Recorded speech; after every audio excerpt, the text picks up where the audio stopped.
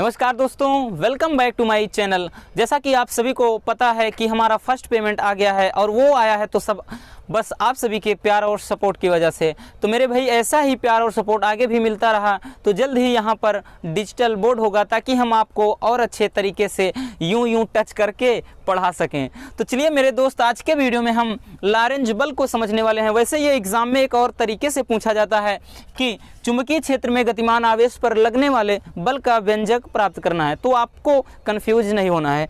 तो मेरे भाई सबसे पहले परिभाषा देख लेते हैं कि लॉरेंज बल होता क्या है। तो लॉरेंज बल क्या है कि जब कोई आवेशित कण किसी चुंबकीय क्षेत्र में गति करता है देन उस पे क्या होता है कि एक बल कार्य करता है, किस पे, उस कण पे, और उसी बल को लॉरेंज बल कहते हैं। जैसा कि आप यहाँ से देख सकते हैं, एक चुंबकीय क्षेत्र है, ठीक है ना, चुंबकीय क्षेत्र है और इस पे कोई कण यहाँ पे रखा गया है और इस पर जो बल कार्य कर रहा है, इस पर जो हम लंबवत यहाँ पे दर्शा दिए हैं कि जो बल कार्य कर रहा है, इसी बल को क्या कहते हैं, इसी बल को कहते हैं लॉरेंज बल। अब ध्यान देना मेरे भाई कि ये जो लॉरेंज बल होता है अर्थात चुंबकीय क्षेत्र में जो कण है उस पे जो बल लगता है वो बल निम्न बातों पर निर्भर करता है। पहला क्या है, तो पहला ये है कि इस जो कण पर लगने वाला जो बल होता है मेरे दोस्त, वो जो बल होता है वो आवेश के अनुक्रमानुपाती होते हैं। जहां से क्यों क्या है दोस्तों, तो क्यों आवेश है। अब आवेश के अनुक्रमानुपाती का अर्थ क्या होता है मेरे भाई, यहां से ये होता है कि चुंबकीय क्षेत्र में जितना बड़ा आवेश होगा उस पर उतना ही अधिक बल लगेगा। किसके द्वारा, चुंबकीय क्षेत्र के द्वारा। यानी चुंबकीय क्षेत्र के द्वारा जितना बड़ा आवेश होगा उतना ही बल उस पर लगेगा, ठीक है ना। अब ध्यान देना, जो अगली बात है, जो दूसरा है यहाँ पे, इसमें जो कार्यरत बल होता है वो कण के वेग के समानुपाती होता है, ठीक है ना। v क्या है दोस्तों, v क्या होता है, वेग, ठीक, वेलोसिटी। अगला है मेरे भाई, अगली जो बात है यहाँ से वो है कि जो लगने वाला जो बल होता है, ठीक, कण पर लगने वाला बल होता है, वो जो बल है चुंबकीय क्षेत्र की तीव्रता यानी b के समानुपाती या अनुक्रमानुपाती होता है। b क्या है, चुंबकीय क्षेत्र की तीव्रता, चुंबकीय क्षेत्र की तीव्रता है, ठीक है ना, चुंबकीय क्षेत्र की तीव्रता, ठीक। और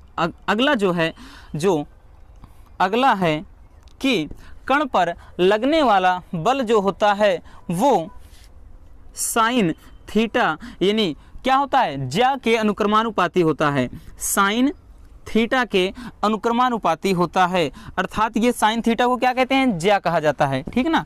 साइन जो थीटा को, इसी को हिंदी में ज्या कहा जाता है। कहने का अर्थ ये है मेरे भाई, जैसे यहाँ पे कोई कण है, जो कण है और यहाँ से हम मान लेते हैं कि इसका कण का वेग है और इसके साथ यहाँ पे जो कोण बनेगा, ठीक है ना, कोण बनेगा, उस कोण के ज्या के अनुक्रमानुपाती होता है, कौन होता है, बल।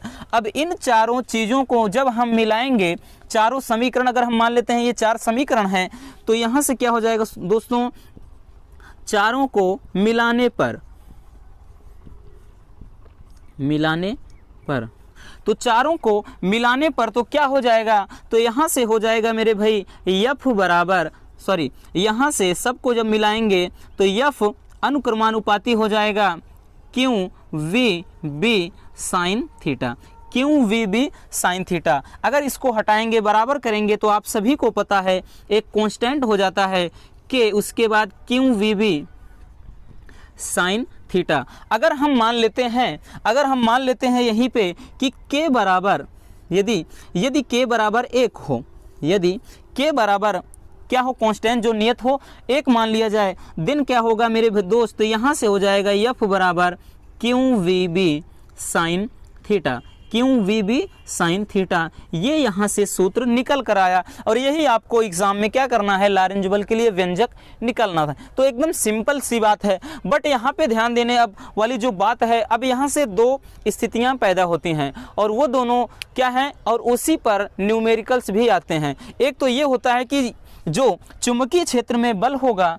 उस पर वो बल जो कब मैक्सिमम होगा अब और कब मिनिमम होगा, यानी चुंबकीय क्षेत्र में जो बल हो कण पर लगने वाला बल होगा वो कब अधिकतम बल लगेगा और कब न्यूनतम बल लगेगा। तो वही आपको समझना है, तो वही आपको क्या करना है, समझना है। तो यहाँ से अगर हम मान लेते हैं कि मेरे दोस्त पहला कि यदि थीटा बराबर 0 अंश, और इसका मतलब होता है कि समांतर, ठीक, ये जो क्षेत्र के समांतर जब बल लगेगा तो 0 अंश होगा, क्योंकि उस पर कोई उस समय क्या होगा, कोई भी कोण नहीं बनेगा। तो ऐसी दशा में क्या हो जाएगा, F बराबर QVB साइन 0 अंश।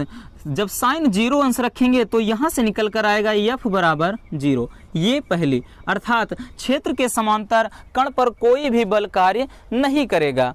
और उसके बाद जो दूसरी बात होती है कि यदि अगर हम मान लेते हैं यदि थीटा बराबर 90 डिग्री, और ध्यान देना मेरे दोस्त, इस स्थिति में क्या होता है, मिनिमम अर्थात न्यूनतम बल लगता है, ठीक।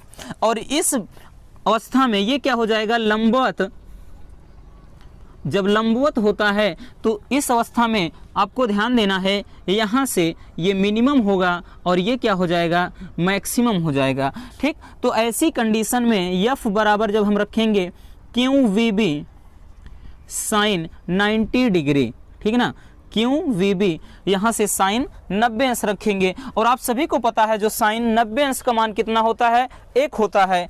दिन क्या हो जाएगा, F बराबर QVB, ये अधिकतम बल होता है, ठीक है ना, ये अधिकतम बल होता है। और ये क्या होता है दोस्तों, न्यूनतम बल। तो बस आज की वीडियो में इतना ही। आई होप कि आज की क्लास अच्छे से समझ में आ गई होगी। तो बस आपसे एक ही हम्बल रिक्वेस्ट है मेरे भाई, प्लीज़ वीडियो को लाइक कर दें अगर वीडियो पसंद आई है तो। अगर आप पहली बार हमारे चैनल पर विजिट कर रहे हैं तो चैनल को सब्सक्राइब कर लें, ताकि आपको हम ऐसे अच्छे कंटेंट देते रहें। मिलते हैं नेक्स्ट वीडियो में।